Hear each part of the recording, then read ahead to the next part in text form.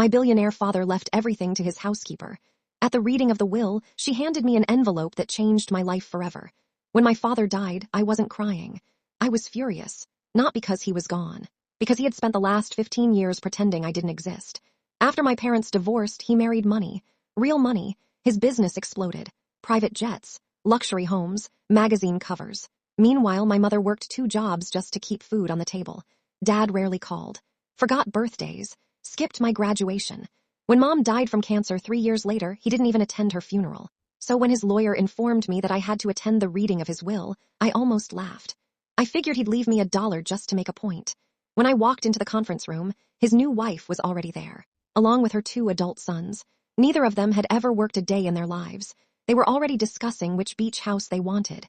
Then there was Mrs. Evelyn, Dad's housekeeper. She had worked for him for over 20 years. She sat quietly in the corner, holding a tissue. Unlike everyone else, she looked genuinely heartbroken. The lawyer finally opened the will, and the room exploded. My father's wife received nothing. Her sons received nothing. I received nothing. Instead, everything. Every company, every property, every investment, every single asset. But there was one condition. I couldn't claim a single dollar until Mrs. Evelyn personally handed me an envelope my father left in her care. Everyone stared at her. Even she looked surprised. With trembling hands, she reached into her purse and handed me a sealed envelope. Written across the front were 6 words. "Don't judge me until you read." Inside was a letter, and a small silver key. The letter began, "If you're reading this, then I'm finally gone, and it's time you knew why I became the villain in your story." I nearly threw it away, but I kept reading. Then everything I believed about my father collapsed. According to the letter, my mother hadn't left him. She had begged him to leave. Apparently someone had kidnapped me when I was 3 years old. I had no memory of it. Dad found me within hours, but the kidnappers threatened to kill me if my parents contacted the police. They demanded money, more money than my parents had. Dad secretly borrowed from dangerous people. People who weren't banks. People who expected repayment. When the debt doubled overnight, they gave him another option. Work for them, build businesses, launder money, or watch his family disappear. Dad refused. Instead, he made another choice. He divorced Mom, publicly abandoned us, made everyone believe he didn't care. Because the people threatening him only wanted leverage. If they believed he no longer loved us, we were no longer useful. I stopped breathing. The letter continued. Everything he built afterward, every company, every investment, started with legitimate businesses.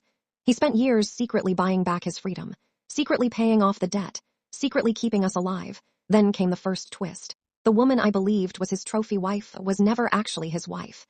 Their marriage had been fake. A business arrangement to convince dangerous people he had moved on. They never even shared a bedroom. My jaw dropped. Then why hadn't he told me? The next paragraph answered that too. Because if you knew the truth, you would have become a target. For 15 years, he chose to let me hate him, instead of putting me in danger. Tears rolled down my face. Then I remembered the silver key. Mrs. Evelyn quietly whispered, "Your father told me you'd know when to use it." The key belonged to a safe deposit box.